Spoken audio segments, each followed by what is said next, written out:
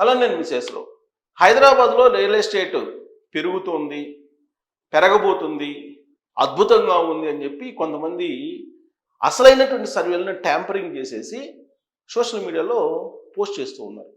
వీళ్ళందరూ కూడా రియల్ ఎస్టేట్కి సంబంధించినటువంటి మీడియేటర్సు, సేల్స్మెన్స్, బ్రోకర్లు ఇలాంటి వాళ్ళు ఇలా ఆ విధమైనటువంటి ఫోకస్ ఇస్తూ ఉన్నారు. కానీ వాస్తవ సిచ్యువేషన్ అనేది డిఫరెంట్గా ఉంది. హైదరాబాద్లో రియల్ ఎస్టేట్ అనేది తగ్గింది.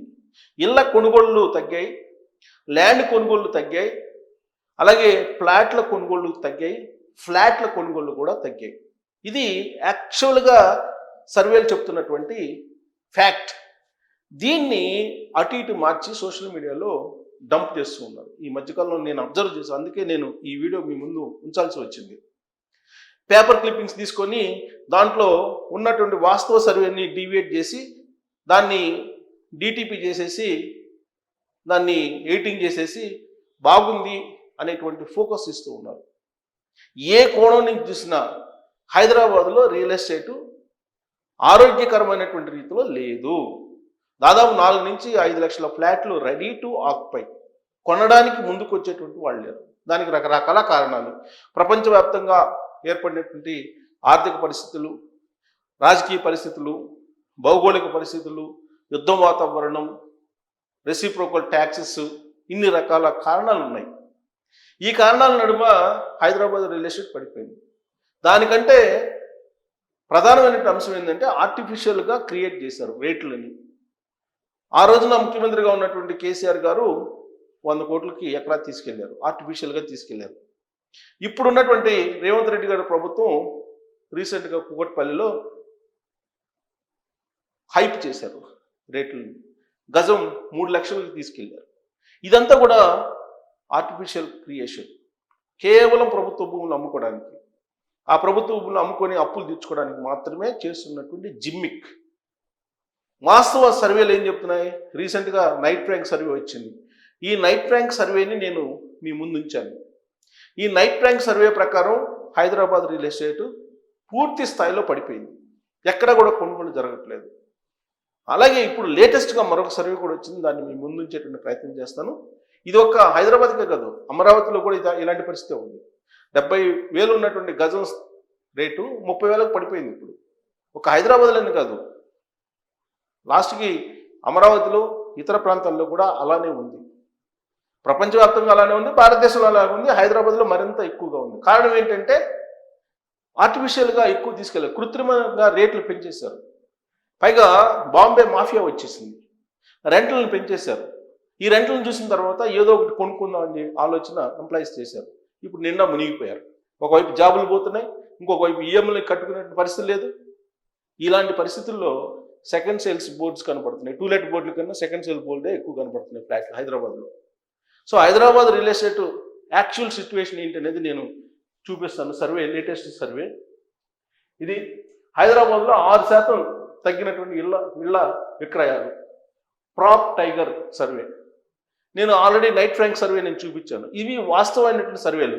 మీరు చూడండి, ఇదే సర్వేలని ట్యాంపరింగ్ చేసేసి ఇక్కడ తగ్గినా అని చెప్పి, పెరిగినా అని చెప్పి డిటిపి చేసేసి మీకు సోషల్ మీడియాలో పెడుతూ ఉన్నారు. అవి చూసి చాలామంది నిజంగా రేట్లు పెరిగినాయేమో అనేటువంటి ఫీలింగ్లోకి వెళ్ళిపోతున్నారు. కానీ ఇది వాస్తవం కాదు. వాస్తవమైనటువంటి సర్వేలని నేను మీ ముందుకు తీసుకొస్తాను. యాక్చువల్గా హైదరాబాద్లో రియల్ ఎస్టేట్ మీద జీవనం సాగించేటువంటి వాళ్ళు చాలామంది ఉన్నారు. కొంతమంది బ్రోకర్లు, కొంతమంది లైజనింగ్ ఆఫీసర్లు అంటారు, కొంతమంది సేల్స్ మెన్స్గా ఉంటారు. వీళ్ళందరూ ఇప్పుడు సోషల్ మీడియాను ఉపయోగించుకొని రకరకాలుగా వాళ్ళు ప్రచారం నిర్వహిస్తున్నారు. వాస్తవాలు కాదు. రియల్ ఎస్టేట్ పరిస్థితి బాగాలేదు. హైదరాబాద్లో రియల్ ఎస్టేట్ డౌన్ అయిపోయింది. ఐటీ సెక్టర్ బాగలేదు, దానికి అనుగుణంగా ఉన్నటువంటి మిగతా రంగాలు కూడా స్లో అయిపోయినాయి. ఫార్మా రంగం బాగలేదు. కాబట్టి ఇలాంటి పరిస్థితుల్లో రియల్ ఎస్టేట్ ఇప్పట్లో కోరుకునే అవకాశం లేదు. దానికి బలం చేకూర్చాలి ఇప్పుడు తాజా సర్వే. హైదరాబాద్లో 6% తగ్గినటువంటి ఇళ్ల విక్రయాలు, పాప్ టైగర్ సర్వే. ఈ ఆర్థిక సంవత్సరం అంటే 2025-26 ఏప్రిల్ జూన్లో హైదరాబాద్లో ఇల్లు, ఫ్లాట్లు 11,513 విక్రయమైనట్లు స్థిరాస్తి డిజిటల్ సలహా సంస్థ ప్రాప్ టైగర్ వెల్లడించింది. 2024-25 ఇదే కాలంలో విక్రయం 12,296 ఇళ్లతో పోలిస్తే, అంటే లాస్ట్ ఇయర్ ఇంత ఉంది, 12,296 ఇళ్ళు విక్రయం జరిగితే ఈసారి 11,513 జరిగాయి, అంటే 6% తగ్గింది. ముంబై, ఢిల్లీ, పూణే, అహ్మదాబాద్ నగరాల్లోనూ ఏడాది క్రితంతో పోలిస్తే ఇళ్ల అమ్మకాలు తగ్గాయి. ఇది నేను చెప్పింది ఇందాక, నేను ఇంట్రడక్షన్లో కూడా అదే చెప్పాను. భారతదేశ వ్యాప్తంగా ఇలాంటిదే ఉంది, హైదరాబాద్లో ఇంకా దారుణంగా ఉంది. కానీ ఇంకా పెరుగుతుంది, రియల్ ఎస్టేట్ బాగుంది అని చెప్పి ఫోకస్ ఇస్తున్నారు. అదే తప్పుదావ పట్టించారు ఇంకా కొంతమంది సోషల్ మీడియాలో. ధరలు పెరగడమే ఇందుకు కారణమని విశ్లేషించి, ధరలు ఎందుకు పెరిగినాయి, ఆర్టిఫిషియల్ క్రియేట్ చేశారు. ఇదే సమయంలో బెంగళూరు, చెన్నై, కోల్కతాలో ఇళ్ల విక్రయాలు పెరిగాయి. బెంగళూరు, చెన్నై, కోల్కతా. నేను ఆల్రెడీ నిన్న చెప్పాను, బెంగళూరులో ముంబై మాఫియా అక్కడ రియల్ ఎస్టేట్ని గందరగోళం చేసి పెట్టింది దాదాపు 3 years బ్యాక్. వాళ్ళని తరిమేశారు అక్కడ నుండి. బెంగళూరులో ఉండేటువంటి రియల్ ఎస్టేట్ స్థానికంగా ఉండేటువంటి వాళ్ళు ముంబై మాఫియాని తరిమేశారు. కారణం ఏంటంటే వాళ్ళు వచ్చి అన్ని బ్లాక్ చేసేసి ఆర్టిఫిషియల్గా రేట్లు పెంచేసి లాభాలు ఆర్జించేసి వెళ్ళిపోతున్నారు. అందుకే బెంగళూరు నుంచి వాళ్ళు తరివేశారు. చెన్నై నుంచి కూడా అదే పరిస్థితి, ముంబైకి సంబంధించినటువంటి మాఫియాని తరివేశారు, రియల్ ఎస్టేట్ మాఫియాని. సో అందుకనే ఇక్కడ పెరిగాయి, మీరు చూడండి ఇక్కడ పెరిగాయి, అదే మిగతా చోట్ల పెరగల. ముంబై మాఫియా ఎక్కడైతే బ్లాక్ చేస్తుందో ఇళ్ళ రెంట్లకు సంబంధించిన ఇళ్ళని కానీ, అలాగే కొత్త ప్రాజెక్ట్స్కి సంబంధించినటువంటి వాటిని కానీ బ్లాక్ చేస్తున్నారు వాళ్ళు. మాఫియా బ్లాక్ చేసినటువంటి సిటీస్లోనే ఇలాంటి పరిస్థితి ఉంది, ప్రతికూలమైన పరిస్థితి. దేశంలోని 8 ప్రధాన నగరాల్లో 2024-25 తొలి త్రైమాసికంలో 1,13,768 ఇళ్ళు అమ్ముడు అవగా ఈసారి 14% తక్కువగా, అంటే ఓవరాల్గా ప్రధాన నగరాలను తీసుకుంటే 14% తగ్గింది. హైదరాబాద్ 6% తగ్గింది, ఓవరాల్గా 14% తగ్గింది. 97,674 మాత్రమే విక్రమయ్యాయని పాప్ టైగర్ తెలిపింది. ఇది యాక్చువల్ సర్వే. సో ఇక్కడ చూడండి, కంపారిజన్ చూడండి. హైదరాబాద్ -6 ఉంది, బెంగళూరు 16 ఉంది ప్లస్, అంటే ఎక్కువగా. చెన్నై అత్యధికంగా ఉంది, 33 ఉంది చెన్నై. కారణం ఏంటి, చెన్నైలో ముంబైకి సంబంధించినటువంటి మాఫియాని తరిమి కొట్టి పంపిస్తారు. చెన్నైలో ఎంటర్ కానివ్వరు ముంబై మాఫియాని. అందుకే అక్కడ 33% ఉంది, అంటే రియల్ గ్రోత్ అక్కడ కనిపిస్తుంది చెన్నైలో. దీని మీద 3 years బ్యాక్ వరకు బెంగళూరులో ముంబై మాఫియా ఎఫెక్ట్ ఉంది, దాన్ని తరివేశారు.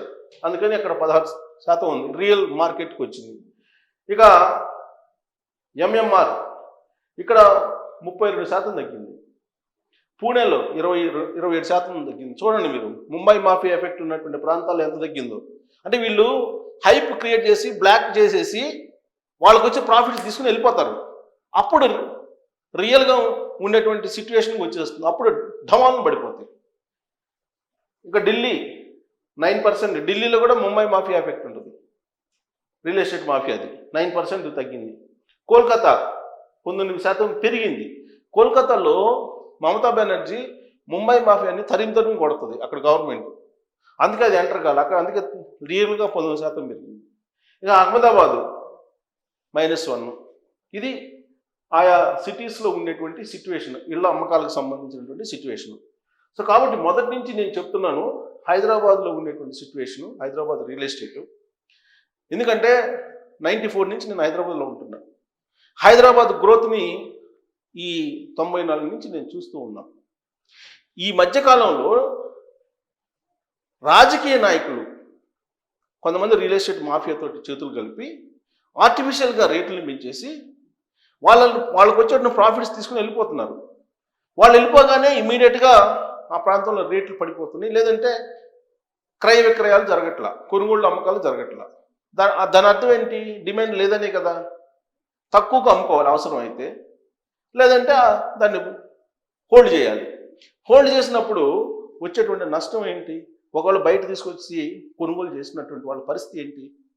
సో కాబట్టి హైదరాబాద్ రియల్ ఎస్టేట్కి సంబంధించి ముంబై మాఫియా ఉన్నంత వరకు తొందరపడి కొనుగోలు చేస్తే చేతులు కాల్చుకోవడం ఖాయం. అలాగే సోషల్ మీడియాను ఉపయోగించి వాళ్ళు చేసేటువంటి ప్రచారాన్ని కూడా మీరు నమ్మద్దు. వాళ్ళు ప్రచారాన్ని నమ్మారంటే ఈ సర్వేలను కూడా వాళ్ళు ట్యాంపరింగ్ చేసి హైదరాబాద్లో ఇప్పుడు కాకపోతే ఇంకెప్పుడు కొనలేరు అనేటువంటి ప్రచారాన్ని తీసుకొస్తారు. ఈవెన్ రెంట్లు కూడా ఇంతకుముందు ఎప్పుడూ లేదు. అలాంటిది హైదరాబాద్లో ఒకేసారిగా 30-40% రెంట్లు పెంచారు. ఇదంతా కూడా కేవలం ముంబై మాఫియా కారణంగా జరిగినటువంటి పరిణామాలు. కాబట్టి ముంబై మాఫియాని తరిమి కొట్టాలా లేదా అనేది మనం నిర్ధారించుకోవాలి. ఒకటి, ఈ గవర్నమెంట్. రెండు, తొందరపడి కనుక ఇప్పుడు కొనుగోలు చేస్తే రాబోయే రోజుల్లో నష్టపోవాల్సి వస్తుంది. ఇప్పట్లో రియల్ ఎస్టేట్ కోలుకునే పరిస్థితి దాదాపుగా ఉండకపోవచ్చు హైదరాబాద్ అని చెప్పి క్రెడాయ్ లాంటి సంస్థల్లో పనిచేస్తున్నటువంటి రియల్ ఎస్టేట్ నిపుణులు చెప్తున్నటువంటి మాట. దానికి అనుగుణంగా సర్వేలు కూడా వస్తున్నాయి. మరి రియల్ సిచ్యువేషన్ ఏంటి అనేది మీరు కామెంట్ చేయొచ్చు.